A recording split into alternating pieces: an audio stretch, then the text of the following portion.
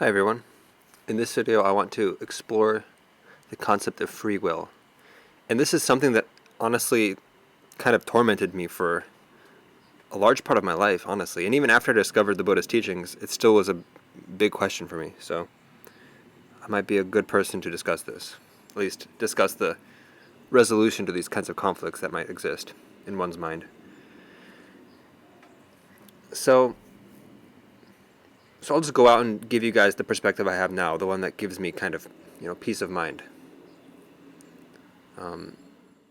So in the past, I would wrestle with this idea: is there free will? Is there not free will? And then I would kind of flip. I would sometimes think that, oh, yes, we have free will. So I would get lots of excitement from that, and I feel like, oh, I'm really controlling my life.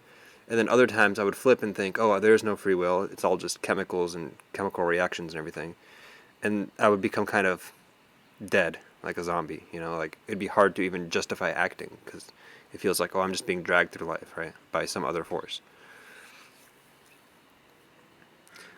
But the perspective I have now kind of resolves that, because this is neither of those sides is very sustainable or, I would say, healthy, right? There's like this mania from thinking you have all the control versus the depression that comes from thinking you have no control, right? So the perspective I have now that I think is in line with the Buddha's teachings is, first of all, free will. Do you have free will? No, you don't. Think about it. Do you have the will to sprout wings, or to appear on a different planet, or do any? Your will is not free. You're bound by the rules of this life, right? You have 2 legs, not 3. If you have 3 legs, you have 3 and not 2, right? You have brown hair, you have blonde hair, whatever. Right? You were born to certain parents in a certain country. You were born speaking a certain language. All these things you didn't choose. You don't have control over these things. So the will you have is not free. It's, you could say, at best case, it's constrained. But then you might say, okay, but we have no will. Yes, I can't grow wings, but I can't even decide what I'll eat in the morning. I can't even decide, whether I should meditate or not. But I'm going to argue that reverse side is also not a good belief to hold. And I'm going to use Pascal's, or as I like to call it, the Buddha's wager. Okay? So if you believe that you have no free will, no will at all, okay? And it turns out you don't. No harm done, right? You just went through life however you went, and then it's all done. And it just was all meant to be, right? But suppose it wasn't the case. Suppose actually you did have some measure of control. Then it'd be fair to say, if you lived your life as if you don't have any control, just letting whatever impulse pull you around, or not really thinking about trying to do things intentionally,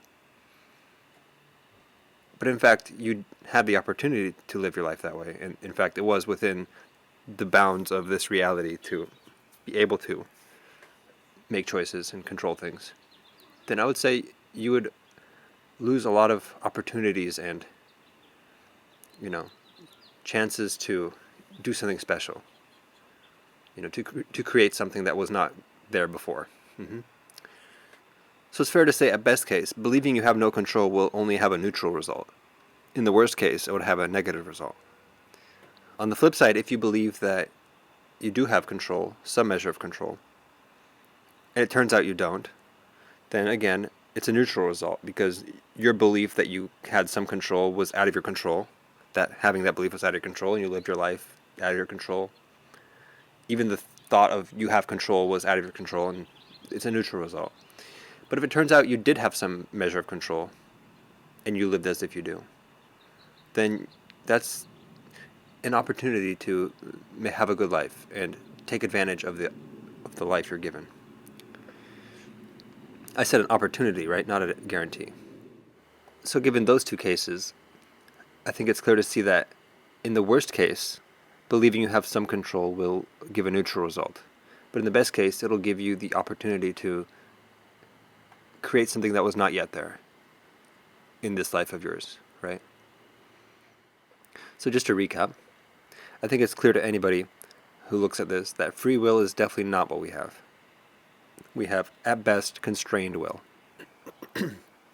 So then the question is, do we have constrained will or no will?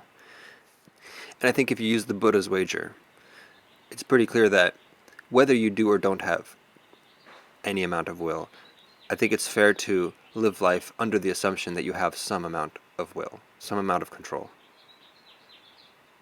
And so that's the answer.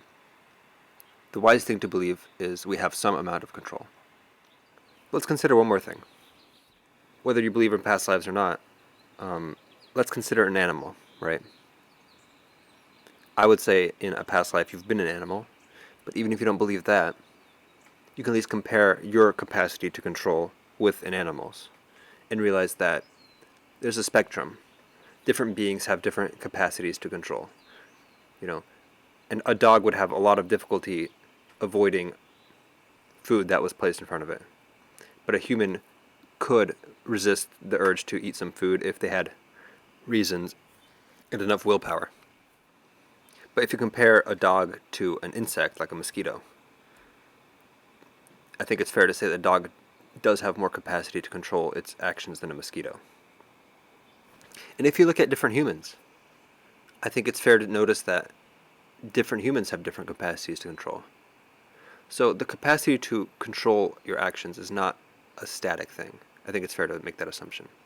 And furthermore, if you understand the Buddha's teachings, even at a basic level, you might notice that his teachings, one aspect of them is developing one's ability to control, expanding one's ability, right?